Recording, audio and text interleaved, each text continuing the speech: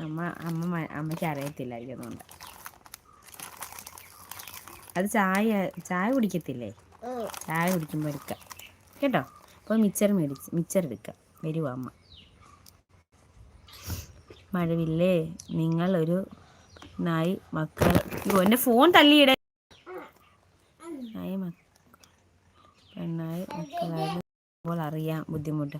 മഴവില് കല്യാണം കഴിച്ച 2 മക്കളും കൊണ്ട് ഇറക്കുക. അതുകൊണ്ടാ പറഞ്ഞേന്ന് പറഞ്ഞത്. ലൈക്ക് അടിക്കൂ. അതെ ആണോ? എന്താ കഴിക്കുന്നത്? ബിസ്ക്കറ്റ്.